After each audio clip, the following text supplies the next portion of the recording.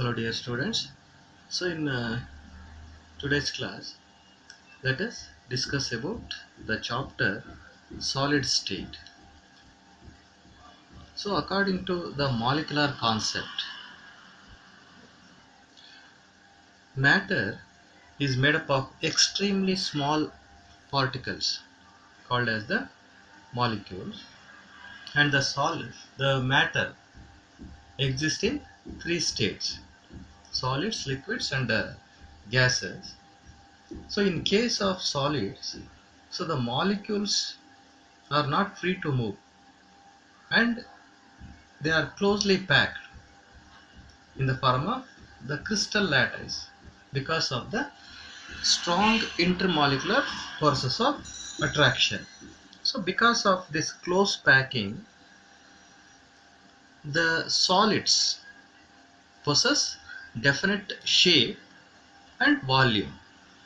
So the solids can be classified into two categories, that is crystalline state and amorphous state, or crystalline solids and amorphous solids. So in the crystalline state, the constituent particles like molecules or atoms or the ions are arranged in a definite geometrical configuration in the three-dimensional network, so which extends to a very large distances compared with the interatomic distances. So for example, the crystals like the NaCl, sugar, sulfur, etc.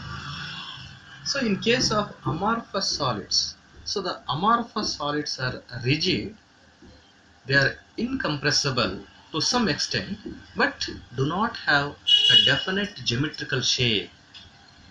For example, glass, rubber, plastic, etc. So let us move on to the differences between these crystalline and amorphous solids. So the differences between crystalline and amorphous solids. So the crystalline solids, because of the close packing and the regular arrangement of the constituent particles, so the crystalline solids will possess a definite and a regular geometry. They possess regular structure because of their regular arrangement or definite arrangement of the constituent particles. So the crystalline solids, they will possess definite and regular geometry.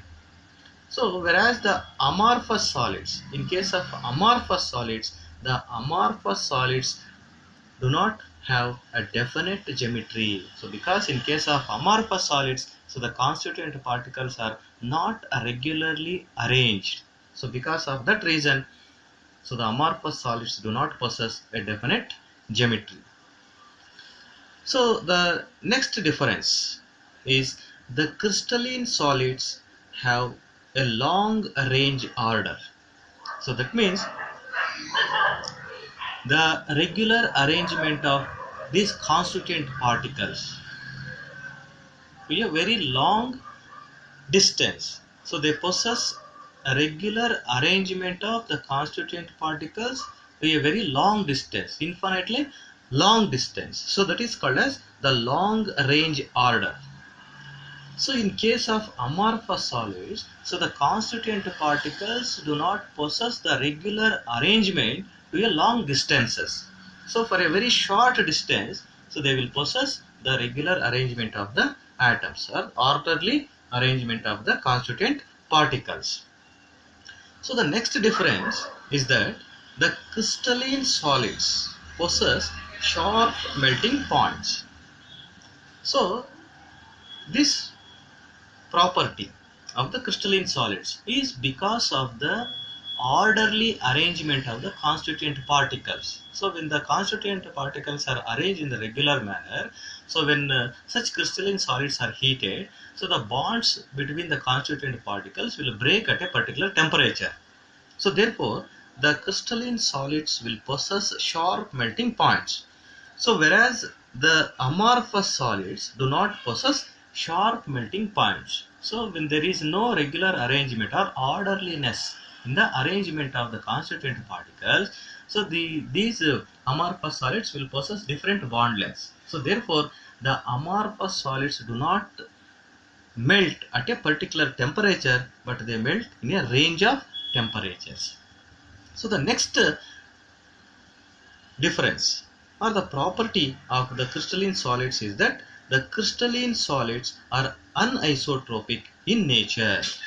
So that means, so this anisotropy is a property of crystalline solids. So in which if you measure the properties like electrical property or thermal property, mechanical property or refractive index in different directions, okay, so you will have the different directions. All these properties, so that is, if you measure the properties, physical properties like electrical, thermal, mechanical or refractive index is different in different direction. So that is anisotropic. So that means the properties of the crystalline solids is different in different directions. So that is called as anisotropy. So the crystalline solids are anisotropic in nature. So the amorphous solids are isotropic in nature. If you measure any physical property of the amorphous solids, so you will get the same values in any direction. So that is called as isotropic. So the crystalline solids are anisotropic in nature, whereas the amorphous solids are isotropic in nature. So that is, the properties of the crystalline solids like electrical, thermal, mechanical and the refractive index are different in different directions when it is measured. So in case of the amorphous solids, the properties like electrical, thermal, mechanical and the refractive index are same in different directions in which it is measured. Okay, so these are the differences between the crystalline solids and amorphous solids. So next let us discuss about the types of crystalline solids.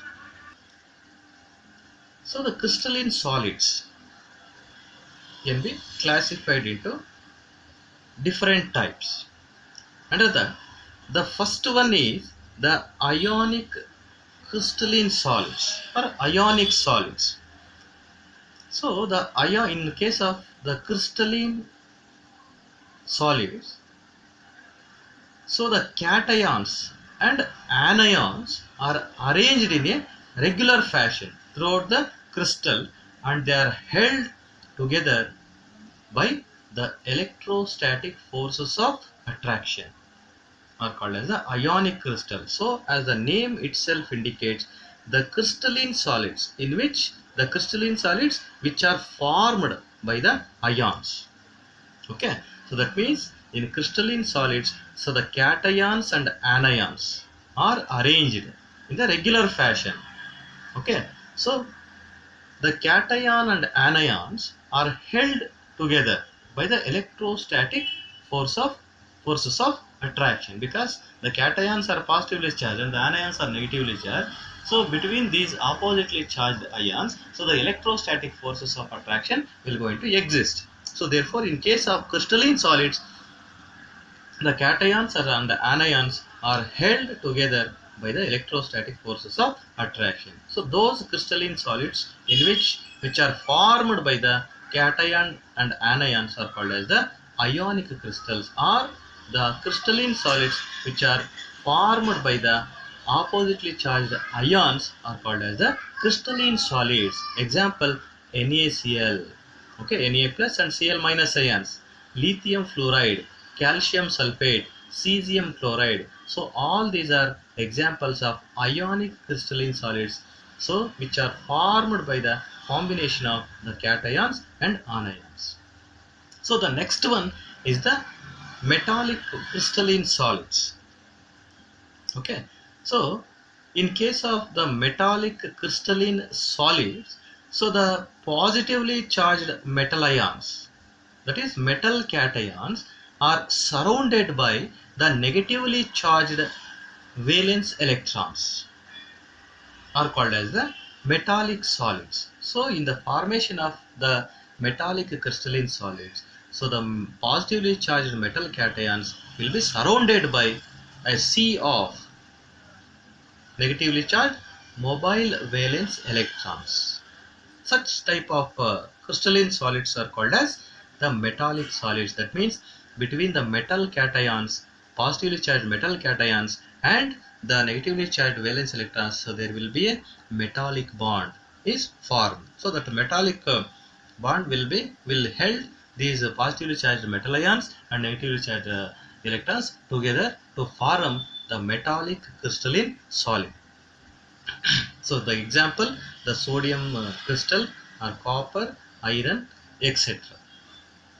So the next type of crystalline solid is the covalent crystalline solids. So in case of the covalent crystalline solid, so the atoms will share their electrons with their neighboring atoms. So by the mutual sharing of the electrons between the atoms, so these atoms will arrange in a regular fashion throughout the crystal. So such crystals are called as the covalent crystalline solids. So the covalent refers to the mutual sharing of the electrons between the atoms. So when mutual sharing of electrons takes place between the atoms, a covalent bond will going to exist between the atoms. So when such atoms, when they arrange in the regular fashion throughout the crystal, so a covalent crystalline solid will going to be formed. So example, graphite, diamond, silicon carbide, boron nitride, silica, etc. are the examples of covalent crystalline solids. So the next type of crystalline solid is that the molecular crystalline solids. So in case of molecular crystalline solids, so the molecules are present. So the molecules are present at the lattice points. So in case of the covalent solids or metallic solids or ionic solids, in case of ionic solids, the ionic ions are present at the lattice points. So in case of metallic crystalline solids, so the metal cations and the anions are present. So whereas in case of covalent crystalline solids, so the atoms are present. So in case of molecular crystalline solids, so the molecules are present at the lattice points and these molecules are held together by weak intermolecular forces of attraction. So when the molecules gets arranged in a regular fashion, so that results in the formation of the molecular crystalline solids. So I2, O2, H2, NH3, H2O, so etc. So these are the examples of the molecular crystalline solids.